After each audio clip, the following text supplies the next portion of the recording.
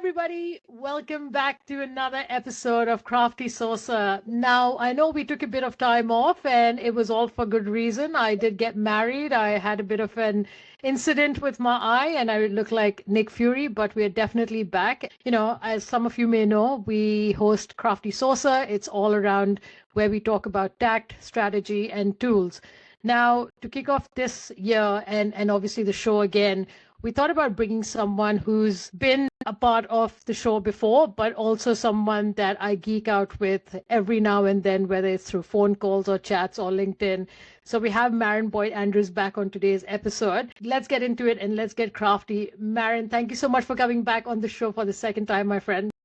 Oh my God, I'm so excited. Thank you again for having me, mate. Firstly, massive congrats on the marriage. Thank you. Happy as amazing news, and thank you for having me. I'm very excited to be in this. I've posted this everywhere I can to let people know that you're back. We've all missed you, mate. We've missed the podcast. We missed everything, so it's lovely. Thanks, man. I'm trying to amalgamate with you, mate, here. Show a bit of peace and a bit of harmony and a bit of camaraderie, mate, and give my glasses on for you. I don't know how long I'll last, though. It's really dark. Solidarity, Maren. Thanks for making me feel like I am definitely included and you feel as part of whatever's happened behind the scenes.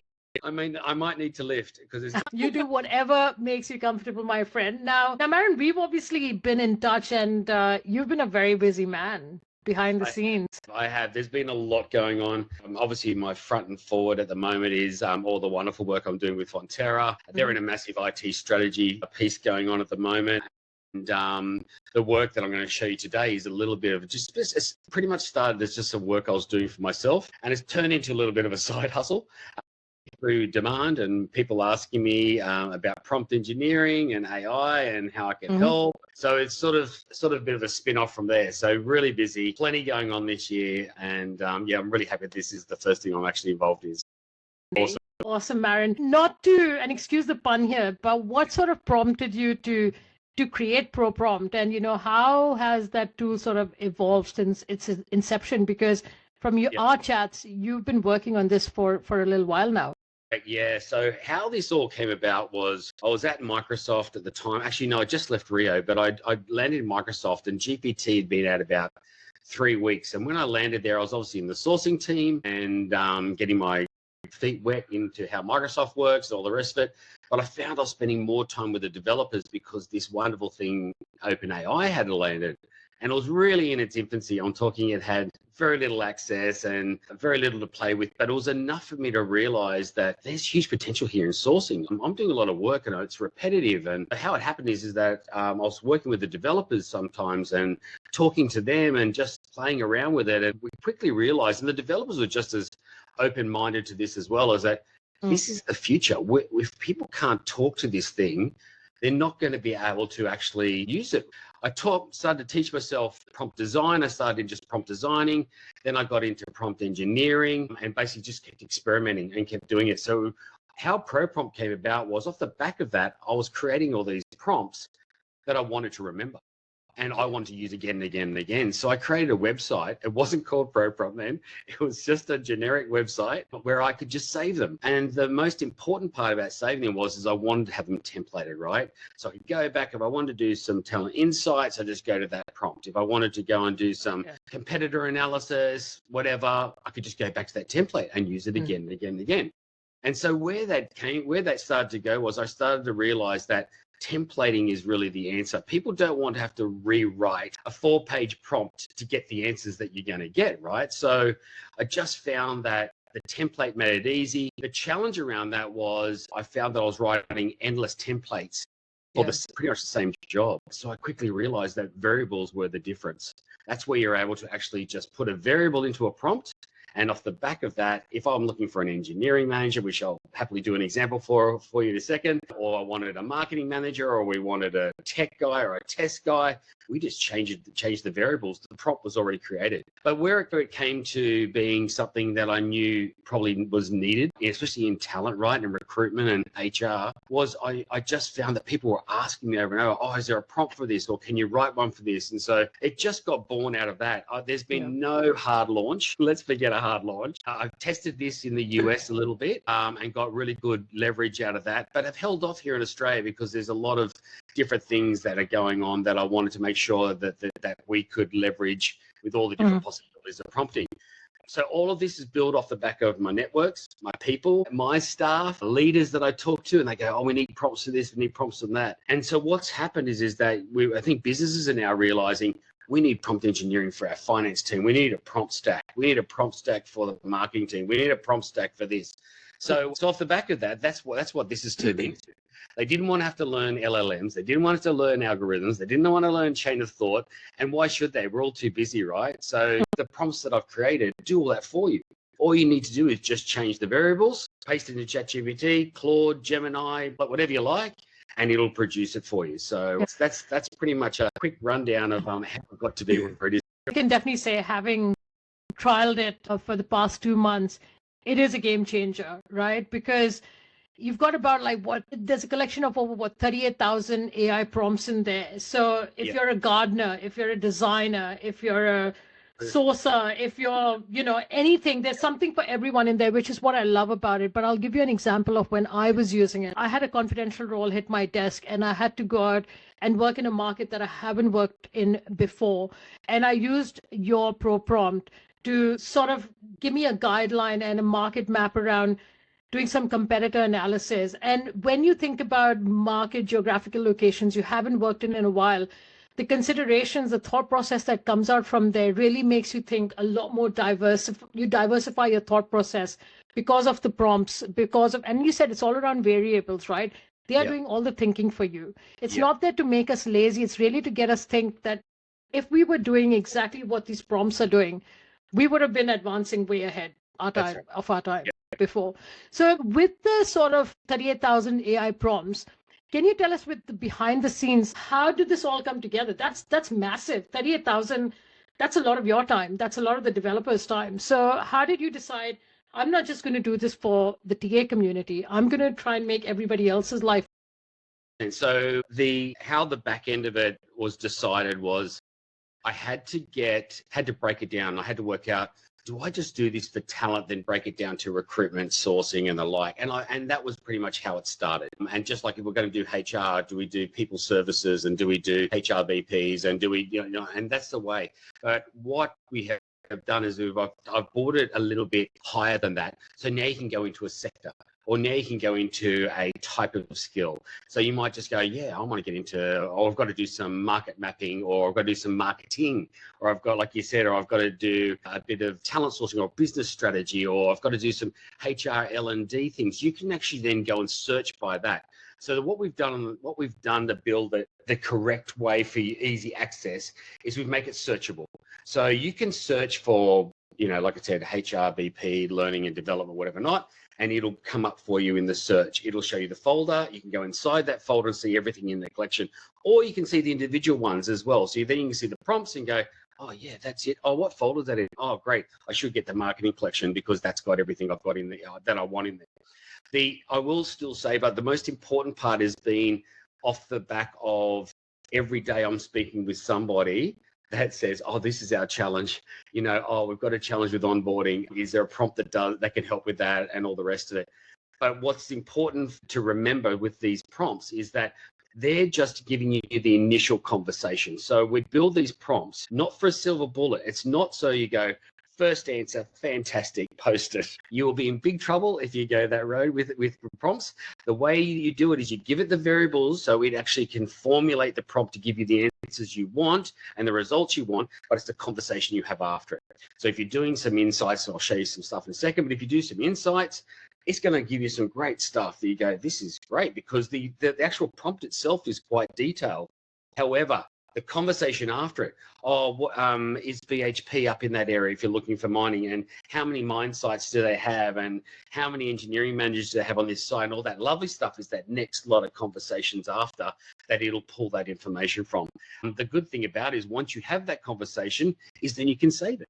So you can save that conversation, come back to it and go, right, I was up to getting him to give some insights. It gave me some insights on this. It told me where the markets was, all the universities where they're studying at, where the hotspots are. I need to target all the rest of it. Write me some Boolean strings now. or the prompt might actually have them built in. We've got a lot of prompts built in there where it'll give you not just the insights, not just where the unis are and where to target, but it'll actually give you the Boolean strings at the end. So it's a conversation after it. Once it's learnt that first conversation with you, the best part about it is you can then, because it already knows all of the prompt engineering behind it, it knows the algorithm, it knows the LLM to use, it knows the chain of thought or the front of thought or zero thought, it knows all of that because the prompt's already built that. Because it's done that, you can then have the next conversation and go, great, now write me a job ad on that information, because it knows what you have put in the variables against what the prompt's given you. And then you can say, right, I want to present these candidates through to a leader. Write me a report so I can present these through to a leader. So the conversation can go well and truly beyond just what the initial prompt does. That's very interesting, Marin. And obviously with so much of hard work and smart work that has gone behind you, creating something that everybody can benefit from, how are you going to ensure that whatever you've done remains relevant and effective across all these different collections that you've put together? They're constantly being updated is probably the nutshell answer. Whenever I come across a problem that has been solved with a prompt, I add it. So if someone buys the, say, the recruitment collection, if there's a new prompt, I will add it to it. So if they go buy that recruitment collection and say it's got 40 in it, it'll now have 41. It'll now have 42, and we keep adding to it. The lovely part about it is every industry or every person's professional role will find new challenges, and we're just starting. So we're just giving the stuff that we do know already, but industry's changing and sectors are changing, and now we're looking for deep tech, now we're looking for renewables, now we're looking for this. So all this stuff starts to come into it, right? But the lovely part about it, the main gust of the actual prompt doesn't need to change. Your variables will just change. Exactly. So when you're looking for an engineering manager, that you needed them to have, say, leadership and SAP experience and all this sort of stuff, will now go, I now them to have leadership, I need them to have renewables, I need to have things. So that one prompt becomes another out of the one template. So it becomes relevant by what you do with those variables inside. And the variables are easy. You can pump as much information into there as you like, because the prompt will take all that, put it together with the prompt that's been engineered, and it'll give you a better answer. In terms of, I've used ProPrompt and used PromptPal, I've used Prompt Perfect. How do you sort of reckon your tool is slightly different or separate from PromptPal and Prompt Perfect? That's a really good question. And before I actually launched ProPrompt, that was the biggest thing. I didn't want it to be just another copy template paste. I didn't want it to be another buy one prompt for, some of them are selling for $30 or $40, right? So I didn't want it to be another prompt walk away and there's no support behind it. And the other part that I didn't want it to be is I didn't want it to be where the person didn't build their own prompt stack out of it, right? So the idea is that I want people to come in here from an everyday user like you or me, or a team or an enterprise or a business that wants to use it, buy what they need, and they come back and that's their prompt stack, right? But the difference from all the other ones, and I'm like you, I tried them all. I was out there playing around while they're doing, I was learning about it, and I'm thinking, oh, that's quite clever, but why is it only very static? Why can't I change it? Why can't I edit it? The difference with ProPrompt is the ability to put variables. I've actually put them into absolutely every one of the templates, and that is the game changer. Yeah. When you can say, this is the precise information to make this prompt different in every single prompt, that's the game changer. And nobody was doing it. So if I was going to buy a prompt, pay my $40, buy my prompt, every time I'd have to recreate that prompt because there was no variables in it. There was no ability to change that. And that's the other thing, is I wanted that to be on the site too. So it wasn't just me writing a prompt up that you copy and you then copy it down to a Word document and then it's got in here in brackets, change these variables. No, you do that on the site and then you press copy and you've got it. So I wanted it to be really user-friendly and easy. And that was really the game changer that I wanted to have. I've really focused on making that end user the main focus on it. And I'll be honest with you, this is the best part, like all your feedback and all the others that have been testing it out for me, that feedback is gold. Like people go, these collections are so big and I need to remember this one. So we're adding favorites to it now. So you can star the ones you want, You can then also change them. So you can move the order and bring them to the top. We're putting a section up the top, which is when you've got all your favorites from all your different collections, you just go there. You go, I'm doing a talent sourcing thing today. out of my favorites, that's the one I use, because there's hundreds of thousands in there. So people were scrolling going, where's that prompt that I used last week? So now they can be out of favorite, which is great. I actually agree with you around Pro Prompt being different to the others, and the variables are the game changer, because having used things like Prompt Perfect and Prompt Pal, they already give you things that you just pick and choose from, and it's like off the shelf, and you put it in there. So you're not actually learning from it. While it's good, you're not learning from it. With your tool specifically, and I'm not saying this because you're here, but I also, talk about your tool when you're not in the room, is the fact that it really gets you to think that if I had not put A and I used B, my output is C. So why did I get C and not get C somewhere else? So it really gets you to think. And the fact that obviously you can cross leverage against other AI tools like Gemini and Claude and obviously ChatGPT, you will get very similar responses, but slightly different. So you can pick and choose what's going to work for you, depending on what you're actually after.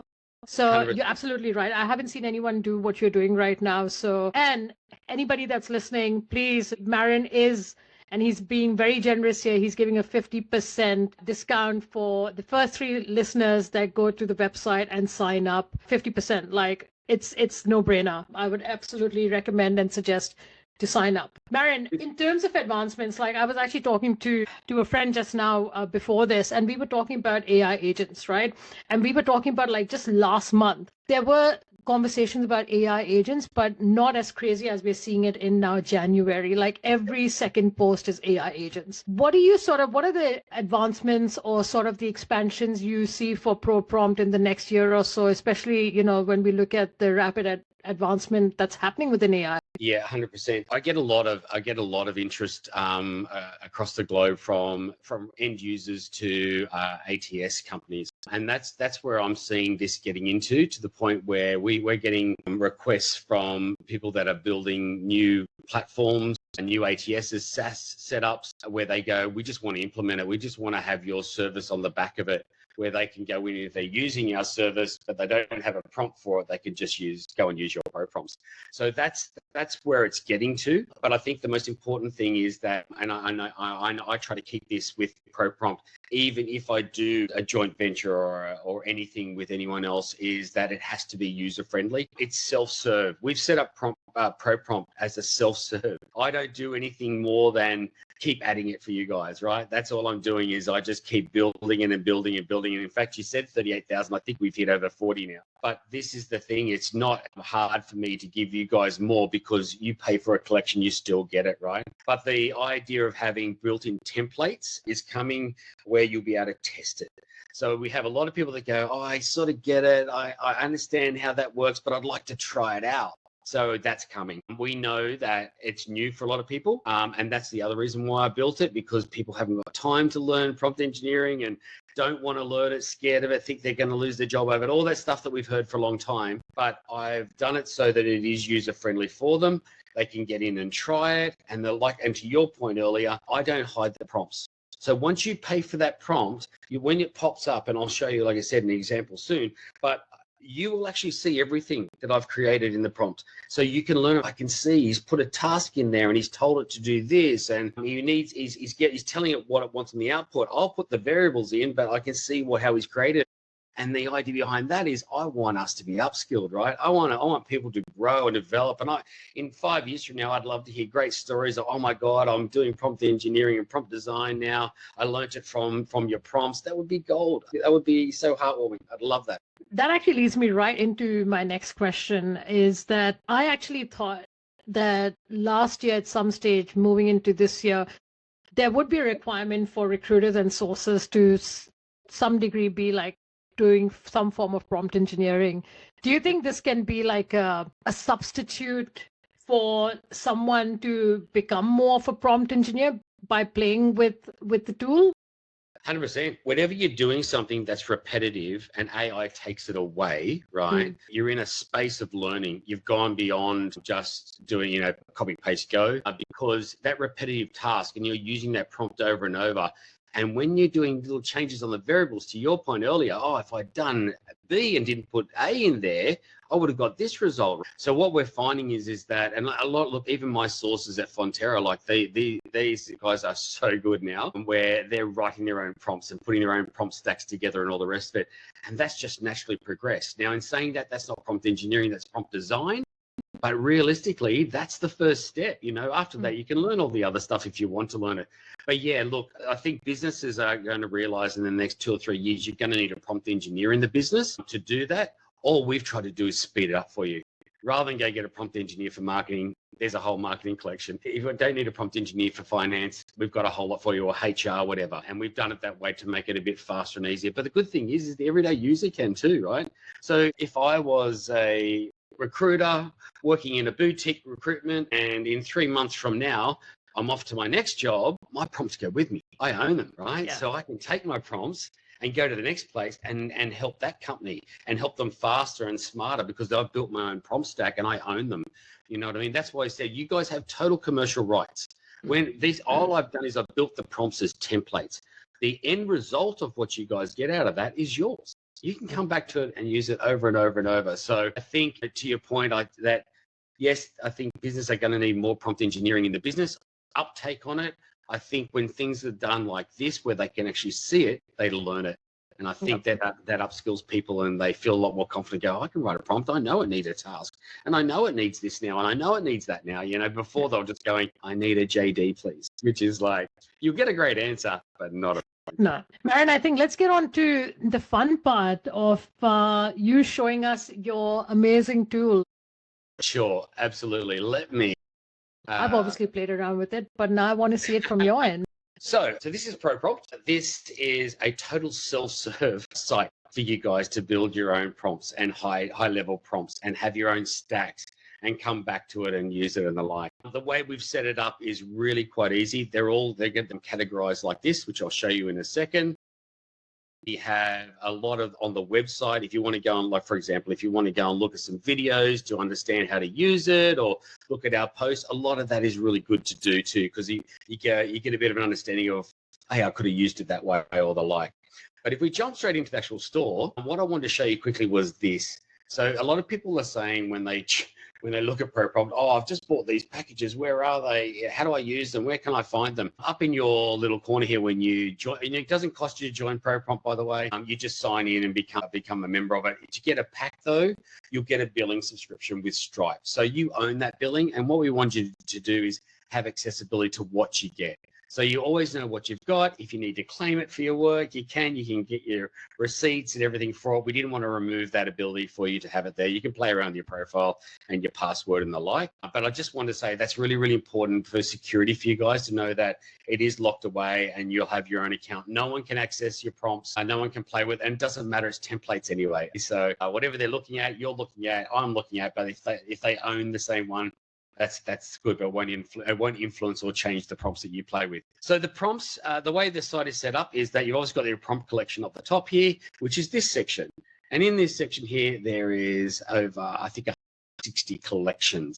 And they rate from everything from marketing, business strategy, talent sourcing, AI, personal brand, HR, leadership, whatever you like. And it just goes on and on. And this has been built over 2.5, actually almost 3 years now, and just keeps getting added to. So if you did buy the HR collection as an example, you go in there, it'd be part of your collection.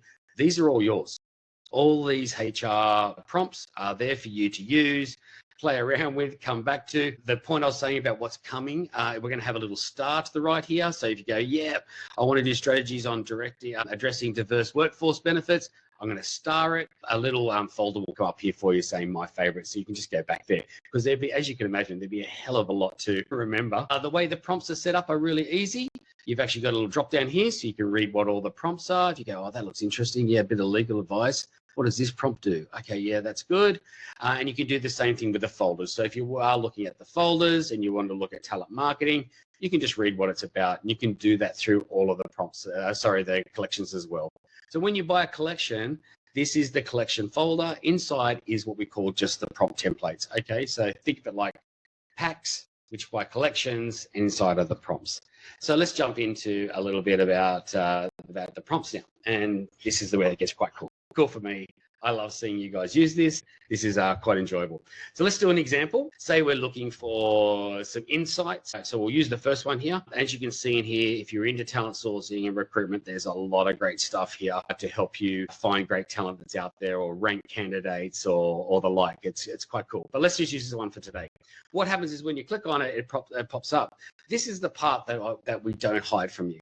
So this shows you the prompt that's been built behind. It's already done for you. You don't have to do this every time now. All you need to do is read it if you want to understand how prompts actually work. The good thing is off the back of this, you'll start learning how they work and, it's got to have context. I've got to give the prompt a role. I've got to tell AI what it's going to do for me. I need to give it guidelines. I need to tell it algorithms and all the rest of it. But you can learn all that down the track. But the beauty of ProPrompt is you don't have to learn it. All you need to worry about are these blue areas.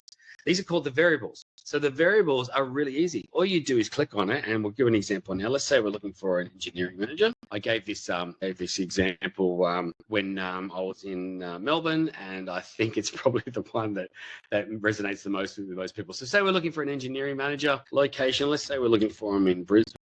Marion, does it take Boolean in there as well for position titles, or not? It's pretty straightforward. It's not looking for that. What you'd be better off doing is grabbing a Boolean prompt, one that we've already created, and then telling you what you want in the Boolean. So like reversing it, reverse engineering. Don't be shied off though. It does understand Boolean. And so if we had a variable in this saying, say, is there anything else you want to tell me? You can add in there and go, here's some Boolean strings that have worked. It'll show you a bit of an example of what we're looking for. That'd be fine too. It understands anyway. So if you could put that in there. The variables will always be written as to what is needed. Okay, so like I said, in some of these variables, there are some times where it says, hey, put an example in, give us an example of what the skills are you think or areas you'd like us to try and look at. So the industry, so let's say mining, and let's go asset management. Let's learn how to spell. Let's go plant, and let's go leadership as the key skills. Now you can put as many as you want in all these. You can put mining and manufacturing. You could put Brisbane and Melbourne. You can put, engineering manager, maintenance manager, and the like. But the beauty of it is, because we've written the prompt for talent insights, you really only need to give it the basics of the one particular role you're looking at and the key skills. But don't be limited. If you've got a PD that's got a whole lot of skills in it, add them all if you want to. It'll take it. So you hit copy on this. You go to ChatGPT. It'll pop up inside here. You'll paste in that prompt, and this is where the beauty happens. So you have just created a whole talent insights on an engineering manager role for Brisbane in the mining sector for asset management with leadership skills and say plant skills as well. So you can see there, it'll give you all the educational unis that they'll usually come from. It'll give you the 10 different degrees of preferred for the role that they'll normally have. There's their field of studies that they'll normally have to be successful in the role. These are the talent qualifications. The lovely part about these sort of information now is you can start creating, what does my job advert need to say? What are the key things I need to be asking in my interviews? What are some behavioral stuff I need to be looking at? So we're looking for an engineering manager, right? But then it gives you all the other stuff. What are some other titles I could be searching that these people would have these skills? There's the 20 skills that they need to have to be successful in the role. This is the 20 relevance, lots of experience. Once again, good stuff to ask them in a conversation. So tell me about leading multidisciplinary teams. Tell me about your familiarity with CCMS platforms. Tell me about managing environmental compliance. So you're getting some good stuff out of it that you can actually move forward with. There's some other industries. We chose mining, but you can see heavy manufacturing is in there, renewables, other stuff you may not have thought of. That's their key responsibilities in the role. Here's the top 20 employers. And the lovely part about that is you go, oh, yeah, I didn't think about Orica. Oh, you know what? Newcrest Mining. Yeah, let's dive into them and see if we can find some talent there. There's some hotspots. This is just one prompt, right? This is one prompt just to give you some insights around a particular role that you're looking for. There's other prompts that do other things, right? But for this particular prompt, this is the result that you get out of it. The lovely part at the end is you've actually got the Boolean. So you can actually just go search. Love that. And there's all your engineering. I love the fact that with the insights, right? Let's say you're going for a discovery session with the hiring manager and you've got the PD, you want to do a bit of homework. not just to sound smart, but actually do a bit of homework. Because let's say if I, Transurban being an example, this is the first time I'm working in this sort of industry. It gives you really crucial pieces of information to make yourself a lot more self-aware and educate yourself on things that you probably wouldn't have known before. Yes, you've got Google, but now I don't think anyone even uses Google as much as now we use ChatGPT to ask it questions, right? Well, ChatGPT's now got a search. It actually took over my browser about 3 days ago, which is good. I still do like to go back to Google because there's a lot of, we have obviously add-ons and bots and other stuff that we use, right? So you don't want to take away from that accessibility, but it was pretty cool to try. To the point of what we talked about earlier about it's not the silver bullet. This is great, right? This is stuff that, you're getting a lot of information here out of one prompt or for a lot of talent source and you're looking for an engineering manager. But it's a conversation after that and after that and after that where it gets really good. So I've just written down here, now write me a job advert with my information. So all the variables, it knows all about it. So it knows that, okay, great, I'm going to write you a job advert exactly for the details of what we identified. It knows the skills they've got to have. It knows the experience they've got to have. And it'll give you basically enough for you to then go and play with it, right? That obviously is not going to be appropriate to the company you're working with. So, but at least you've got all of the key information that they're going to be searching for when they're looking for a job. Here's the other great thing about it. You can then say, great, now write me a interview script so I can interview these hiring managers. And here's the other part about it. You can also then say, add behavioral questions, all right? So then you get some good stuff out of it. All right, so let's see what we get out of this. All right. So there it is. It tells you how long that you should be spending with it. There's your interview discussion with them, give them a bit of overview of what they'll be looking at. Get all your technical questions out of the way, dive deep, and you can see the information that it's putting in there is the information that's it's gathered from what these guys need to have as a skill to be successful as that engineering manager, right? You've got some nice structural questions around their, say, maintenance planning or their budgets and the like, and then you've got some lovely behavioral questions on the end. So within 3 minutes there, we just source talent. We then identify where we can find them, at least, and with Boolean, they break, right? So sometimes they hit and miss. That's typical Boolean. That's why we give you 5 Booleans with a lot of the prompts that we do, because some break, some don't work, some work better than others. But the lovely thing is it knows what skills, what education they should have, what experience they need, and all the rest of it. So it becomes very easy for this conversation now to create behavioral questions. And even if you flip the script a bit and think of it from a candidate engagement perspective, once you fed it all that information and you said, look, this is the JD, this is the company that I'm recruiting for, hiring for, these are my top 5 candidates, I want to reach out to them based on their profile and based on the JD, tell me what would be the candidate attraction factors that I could use to have a conversation with them or something to that effect. Correct. So what a lot of my sources do, and I've been doing this for years, is that obviously when you identify talent, and this is just public data, right, that's out there, or profiles on LinkedIn or wherever you find them, if you can capture that data somehow, or you've got that notes, you don't need names, you don't need phone numbers, all you need to have in there is the information about those individual candidates. And what we do is that we load that data into AI after the conversation, and then we now say, now rank who would be the best in this particular role, knowing what we know and what we're looking for in this particular role, rank them and then tell us. And when you rank them, we want to rank them on their skills, their longevity, their experience, their transferable skills, all that lovely stuff. And the best part about it is you can also then talk deeper to it and go, give me the challenge. So just say we had Tim, Bruce, and Angela come up as the top 3 engineering managers that we wanted, that we identified. Tell us who would be the most successful. Tell us who would find it the most challenging. We really need someone with multi-site experience, example. And they'll go, oh, Angela is the standout. She has multi-site here. She's done this before. She's led large teams across multi-site. Tim has a little bit. It's from a particular role, but that was about 5 years ago. And Bruce, he's really good at it, but has only been doing it for the last 2 years. So you can get this lovely information out of it, enough for you to go back and go, hey, I need to talk to this Angela. I need to have a conversation. And then you've got your script. So you can quickly go in and then go, fantastic, I've got my script. I can ask Angela. So you say then to AI, Angela seems to be the best. Give me some questions that I can ask her. Write me an introduction email so I can introduce myself to you as well. And then give me, once again, some interview questions or screening questions, and definitely some behavioral stuff, and dig into that part about the multi-site, and nothing will go. But that's avoiding that silver bullet, prompting and AI and all that rest. That's first answer. Please avoid it. The best stuff you're going to get is the third or fourth or fifth thing that you're having a conversation with it about. Awesome. And Marion, with the data sets, I know, because I've been also playing around with the data sets as well. What are you sort of seeing, or what would you advise people that are going to start using the tool around the data that they're inputting in there? What can we expect from it? Because I've had to play around with it. I need to play around with it a bit more. This is brilliant. Tell me a little about the data with people uploading any information in there.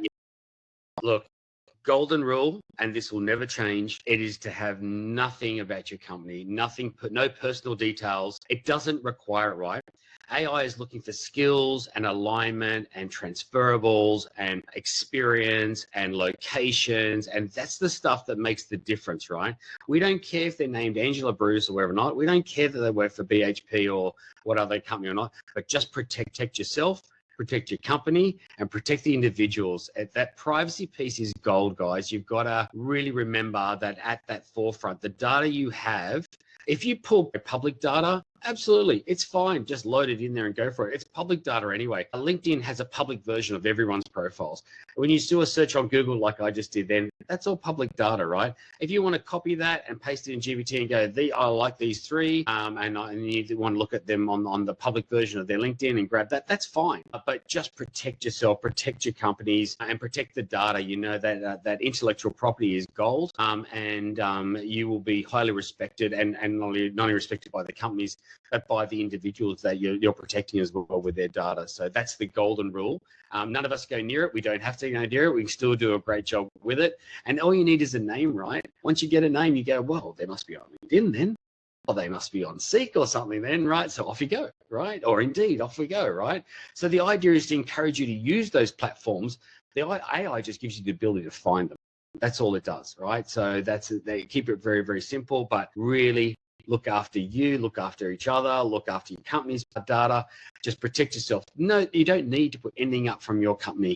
You just need to actually source. Solid advice as always, my friend. Thank you so much for taking out the time. I'm so excited to see what happens moving forward.